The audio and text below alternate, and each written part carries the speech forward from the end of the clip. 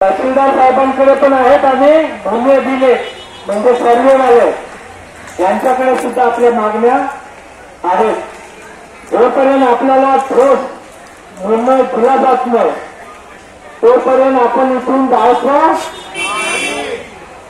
मग त्याला 1 महिना लागला तरी इथे राहायचं, राहणार ना। त्या लोकांना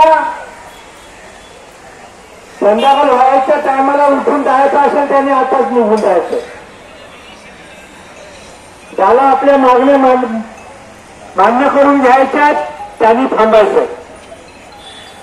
आपण आपल्या जे मागण्या आहेत, आपल्या घरांचे विषय आहेत, आपल्या पाड्यांचा विषय आहे। आदिवासींची घरे नावावर झालीच पाहिजे असा नारा देत वसई येथे आज सकाळी 10:30 वाजेच्या दरम्यान आदिवासी एकता परिषद भूमी सेनातर्फे रॅली काढण्यात आली होती। ही रॅली वसई गाव बस डेपो जवळून काढण्यात आली आणि त्यानंतर आपल्या प्रमुख मागण्यांसाठी वसई तहसीलदार कार्यालयाजवळ 12 वाजेपासून बेमुदत बिऱ्हाड आंदोलन सुरू करण्यात आले। आदिवासी एकता परिषद भूमी सेनातर्फे पालघर जिल्हाधिकारी यांच्याकडे प्रमुख मागण्या केल्या आहेत। त्यापैकी नंबर 1, वसई तालुक्यात पिढ्यानपिढ्यापासून सरकारी जागेवर घरे बांधून राहणाऱ्या भूमिहीन आदिवासींच्या घराखालील जागा नावे करून त्यांना त्वरित 7/12 देणे। नंबर 2, वसई तालुक्यातील सरकारी जागेवरील पारंपरिक आदिवासी पाड्यांची नोंद 7/12 व शासकीय नकाशावर त्वरित करणे।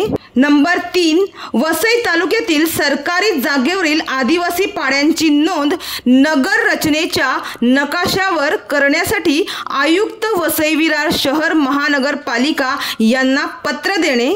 नंबर 4, पिढ्यानपिढ्यापासून शेठ सावरकरांच्या मालकी जागेत राहणाऱ्या आदिवासी गोरगरीब लोकांची घरे त्वरित त्यांच्या नावे करा। तसेच त्यांनी इतर ज्या प्रमुख मागण्या आहेत ते उपविभागीय अधिकारी प्रांत वसई यांच्याकडे केले आहेत। तसेच तहसीलदार आणि उप अधीक्षक भूमी अभिलेख यांच्याकडे सुद्धा त्यांनी मागण्या केल्या आहेत।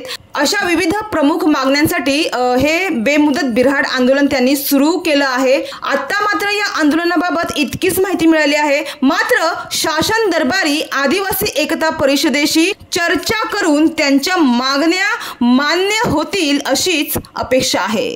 मात्र जनतेला जगण्यासाठी प्रत्येक वेळी बेमुदत उपोषण आंदोलन करूनच सोयी सुविधा मिळतील का हा प्रश्न या ठिकाणी सतावत आहे।